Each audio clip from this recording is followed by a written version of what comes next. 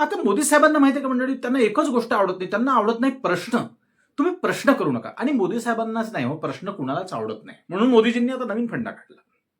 पूर्वी काय होतं, काही वर्षापूर्वी काय होतं, अर्बन नक्सल. जितने भी सवाल करने वाले लोग हैं सब अर्बन नक्सल है.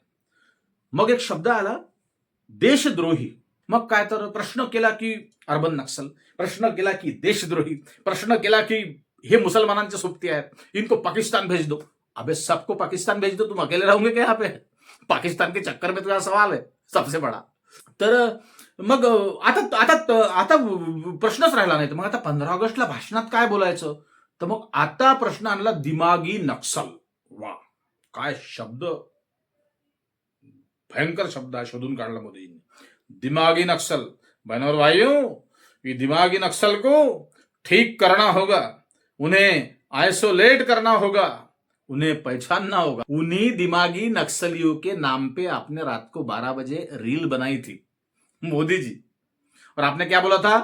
ऐसे करके बोला था आपने, ऐसे ऐसे फ्रेम में लिया था, वो प्रोफेशनल कैमरा था. और आपने क्या बोला था? फ्रेंड्स. फिर दिमागी नक्सल लोगों को आप फ्रेंड्स कैसे बोल सकते हो? आपने सोनम वांगचुक को उठाया, आपने अभिजीत दिपके को टॉर्चर किया, आपने कॉकरोच जनता पार्टी को टॉर्चर किया, आपने लाठीमार किया. तुम्ही सगळं केलं मोदीजी, जे काय करायचं ते सगळं केलं. शेवटी काही तुम्हाला बंडी ते बैलबंडी काही आवरली नाही.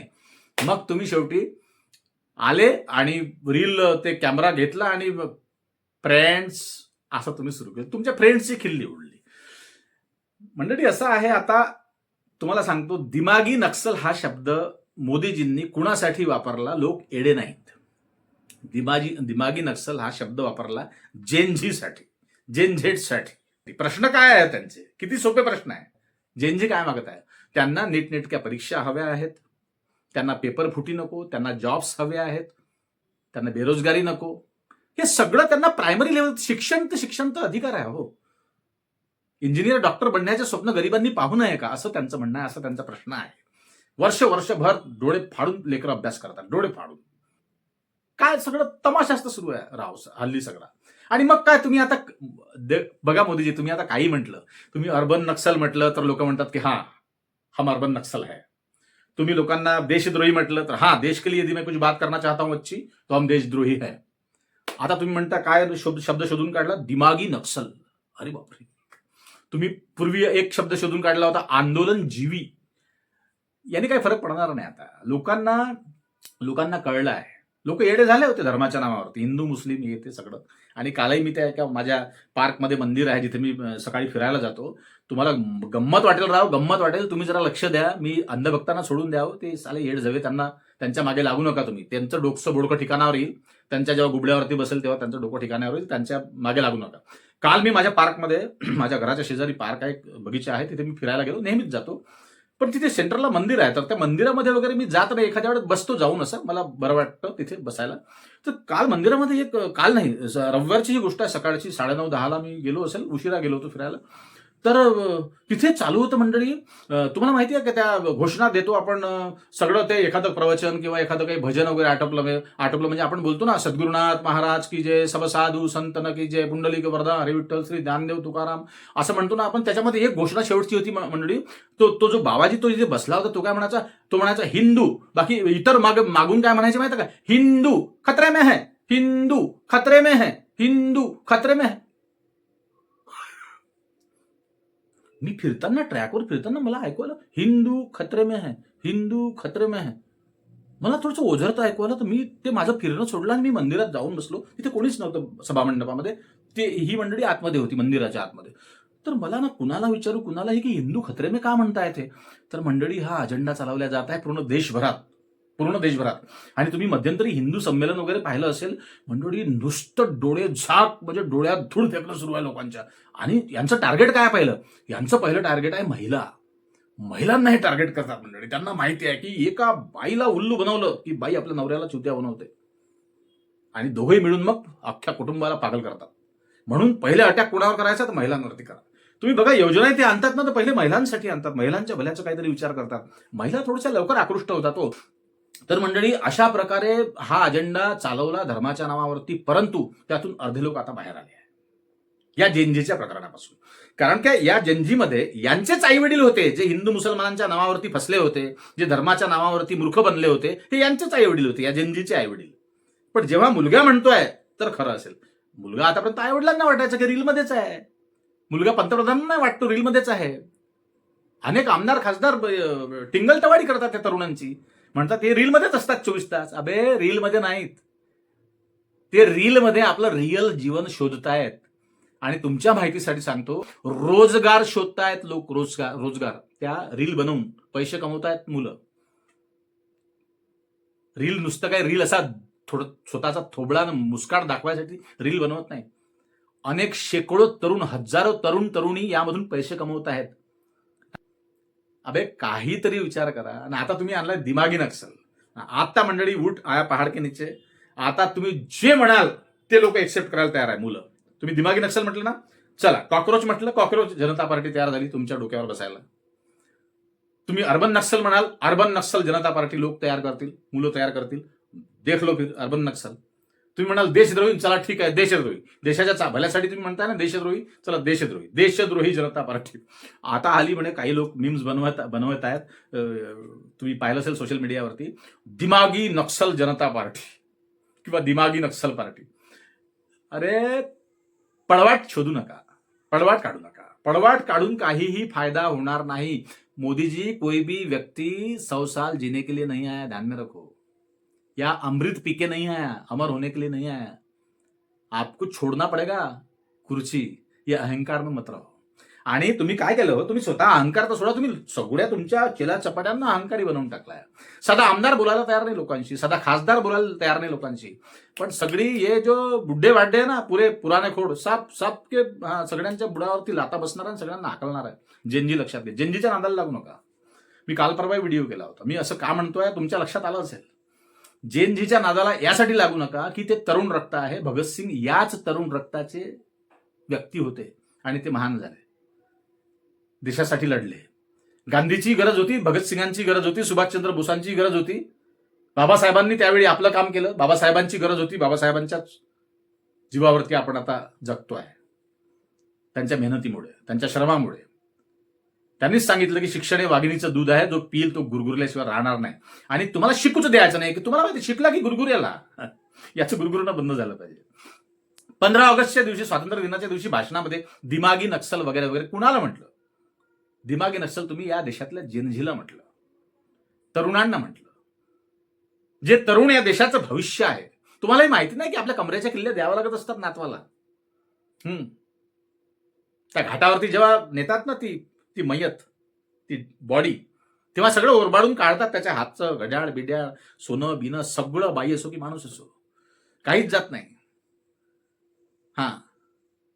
जेवढे जुने असतील त्यांच्या सगळ्यांची वेळ भरलेली आहे आता, आणि आता घाबरलेले आहेत. महाराष्ट्राचे राजकारणात भूकंप येणार आहे. शिवसेनेची केस चालू आहे कोर्टात, Shiv Sena crisis, Shiv Sena symbol hearing सुरू आहे. कपिल सिब्बल साहेब लढतायत शिवसेनेची ती केस. गेली 4 वर्ष घाम फोडून टाकला तुम्ही उद्धव ठाकरेंना, पण नाही, वेळ जेव्हा येते तेव्हा सगळं चांगलं घडतं. आणि शिंदेंनाही काळजी वाटणार आहे आता. जेनझी महाराष्ट्रातली पैदाइश आहे, उत्पन्न महाराष्ट्रातून झाली आहे. आंदोलन पूर्ण देशभर पेटत आहे. महाराष्ट्रापासून, संभाजीनगर पासून तर रांचीपर्यंत पोहोचलं ते. तिकडे हेमंत सोरेन दादा बॅकफुटवर आलेले आहे. काँग्रेस असो की बीजेपी, कोण, हे बघा सगळ्यांनी डबे भरण्याचं काम केलं आहे. काँग्रेसवर ही पाळी का आज आली आज विपक्षात बसण्याची? तर त्यांनीही नालायकपणा केला होता, त्यांनीही लुटारूपणा केला होता, त्यांनी देशाला अख्खं खाल्लंच आलं. आज जिधारसे जिकडून लचके तोडायचे तिकडून देशाचे लचके तोडले. आणि आता हे आले लचके तोडायला, धर्माच्या नावावर, देवाच्या नावावर, श्रीरामाच्या नावावर. अबे राम सगळ्यांना माहिती, आमच्या घरी आमच्या मनात आहे. आम्ही पूजापाठ करतो दररोज, आम्हाला सांगण्याची गरज नाही. आम्ही हिंदूच आहोत, सगळे हिंदूच आहे. हा देशच हिंदूंचा आहे. तुम्हाला नव्यानं शिक्का मारण्याची गरज नाही. आणि 2014च्या पहिले की आम्ही नागडे फिरत नव्हतो बिना चड्डीनी रस्त्याने. सगळ्यांना सगळं कळतं. ज्यादा शांतपत्ती नाही चलेगी म्हणते कोण? जेनजी.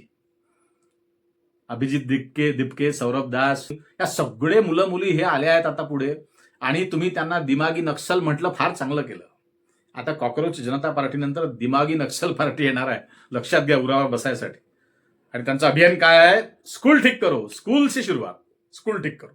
काय आहे? एवढ्या बकाळ्या हाकलताय त्या भाषणांमध्ये. इतने किलोमीटर का मैंने हाईवे बनाया, स्पेस टेक्नॉलॉजी, मैं अपने चेंबर में बैठ के देखता हूं गड्डा कहां पे. बापरे, चेंबर मध्ये बसून गड्डाही दिसतो. हो, स्क्रीनवर दिसत असेल. हाँ, काय फोकनाड्या, काय बाताड्या साल्या त्या. हाँ, 160 के स्पीड से मैं मर्सिडीज में बैठा मेरी एमडी के साथ में. तो मैंने बोला मुझे कुछ वो समझता नहीं, मैं कुछ उसका कुछ एक्सपर्ट नहीं हूं. मैं चाय पीऊंगा गाड़ी में. चाय यदि एक बूंद भी गिर गई तो आपके पैसे नहीं मिलेंगे. चाय नहीं गिरी 160 की स्पीड में तो रोड अच्छा बना. काय तर्क देता है वो, काय तर्क देता है. एक बार मोदी जी और हम एक मेज पर बैठे थे और दुबई के राजा आए और बोले कि मोदी जी एक काम करो, भाई साहब को एक्सपोर्ट कर दो 6 महीने के लिए दुबई उड्डाण पुलाच्या पुलं खचले आहेत. काय फोकणाऱ्या, काय बाताड्यान, काय ते नुसतं तुमचं थोतांड, नुसतं फेकाफाकी, नुसतं खोटं बोलणं, खोटारडेपणा. हा, आता दिमागी नक्षल दिसताय तुम्हाला सगळे लेकर या देशातले. तुम्हाला लेकर आहेत भाजपमध्ये किंवा कोणत्या, भाजपलाच म्हणत नाही मी, काँग्रेसचा हा डुंगणावर हंटर बसणार आहे. जर सत्तेवर आल्यावर नाटक केलं काँग्रेसनी, त्यांच्याही डुंगणावर रट्टे बसणार, लक्षात घ्या. रट्टे बसेलच. आता पोलिसांच्या हातून तुम्ही रट्टे मारताय ना लेकरांना, त्यांची डोकी फोडली तुम्ही, त्यांना आंधळ केलं तुम्ही अश्रुधुरांनी. गरिबांचे लेकरं होते, तिकिटासाठी पैसे नव्हते दिल्लीला जंतर मंतरला यायला, त्या कॉक्रोच जनता पार्टीच्या आंदोलनाला यायला आले ते लेकरं. एक पाहिला ना व्हिडिओ तुम्ही की शेंगदाण्यासोबत काहीतरी तो पोरगा खात होता, गुळ आणि शेंगदाणे.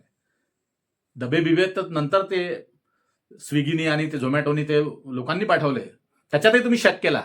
त्याही लोकांना तुम्ही अडवलं की जेवण खाना कोण भेज रहा है. हा, विदेशी फंडिंग आहे. अबे कशालाही विदेशी फंडिंग, कशालाही कशाला लोकांना तुम्ही मूर्ख एका हातपर्यंत बनवाल. कायम मूर्ख नाही बनवू शकत लोकांना. आता काही अंधभक्त आहे म्हणून सांगा, हे अंधभक्त यांचे टाळक्या जाग्यावर आले. आता शेतकऱ्यांमध्ये बरेच अंधभक्त होते, त्यांचे टाळक्या जाग्यावर आले. साला घे बियाणं टाकलं जमिनीत निघालच नाही, घे डोकात तिकडे पेरत बस साल्या. हे असे अंधभक्त. बियाणं खराब निघाला, थुतनाड त्या दुकानदाराला जाऊन केस टाका, त्याच्यावर केस करा. तुमच्या परिसरातल्या आमदाराची कॉलर पकडा, साल्याची द्या दनादन त्याच्यावर. बियाणं असं कसं खराब दरवर्षी बियाणं निघते. त्या कपासीचं बियाणं वर्षानुवर्षापासून खराब निघत आहे. कोणता रोग आहे कपासीवर तो अजून कुठे आहे ते शेतकी तुमचं ते कृषी मंत्रालय कुठे आहे. काय झोपा काढायला काय साले निवाले मारायला त्यांना ते ऑफिसर बनवलं का तुम्ही. शेतकऱ्यांच्या बांधापर्यंत कुठल्या तरी जातो का कृषी अधिकारी. जात असेल तुमच्या परिसरात तर कमेंटमध्ये सांगा मंडळी. अबे भोकांड्यांना नुसते गावात नुसते त्या ग्रामपंचायतमध्ये जाऊन बकर करता. अबे काही बोला ना. थुतनाळ तुमच्या अबे अर्ध्या शेतकऱ्यांमुळे पूर्ण शेतकऱ्यांचं नुकसान होत आहे तुमच्यामुळे. नुसतं जय जय रामकृष्ण हरी, जय जय रामकृष्ण हरी देगा पलंगावरी होणार आहे का. तुम्ही अबे दिमागी नक्षल तर हे तुम्हीच आहात खरे. दिमागी नक्षल तर मोदी साहेबांनी अंधभक्तांना म्हणायला पाहिजे, ज्यांचा मेंदूच साला काम करणं बंद झाला. साला मेंदू आहे, खोका आहे की साले गोमूत्र पितात रोज की साले शेण खातात माहिती. अबे सुधरा. हा देश कुण्या एकट्याच्या बापाचा नाही, हा देश आपल्या तुमच्या आमच्या सर्वांच्या बापाचा आहे, लक्षात घ्या. हिंदू मुसलमान सिख ईसाई सगळ्यांचं रक्त सांडलेलं आहे मातीत. हा, देवाच्या नावावरती ते ऐकलं मंदिरात मी झाला पागल, हैराण होऊन गेलो मी. घरी येईपर्यंत विचार करत राहिलो, हिंदू खतरे में. ही काय घोषणा असते का, हिंदू खतरे में. काही शिकवताय तुम्ही त्या बायकांना, त्या मूर्ख बनवतायत. चालणार नाही, लक्षात घ्या. म्हणजे तुम्हाला काय वाटतं कमेंटमध्ये नक्की सांगा. आणि हा दिमागी नक्सल आता काय जादू करेल ते माहिती नाही, पण दिमागी नक्सलमुळे महाराष्ट्रातही अनेक मंत्र्यांचे, अनेक आमदार खासदारांचे दाबे दणाणले आहे. त्यांना माहिती आहे दिमागी नक्सल साला आपला हिशोब घेईल पहिले आपल्या ऑफिसमध्ये येऊ. बता रे ये रोड किसने बनाया, चल बता ठेकेदार काय, साले गड्डे काय, साले तेरे को उसी गड्डे में डालूंगा असे म्हणेल हे कोण, दिमागी नक्सल. तुम्हाला काय वाटतं कमेंटमध्ये नक्की सांगा मंडळी. भरभरून लाईक ठोका आणि व्हायरल होऊ द्या व्हिडिओला. पुन्हा भेटू, तोपर्यंत नमस्कार. जय हिंद, जय महाराष्ट्र.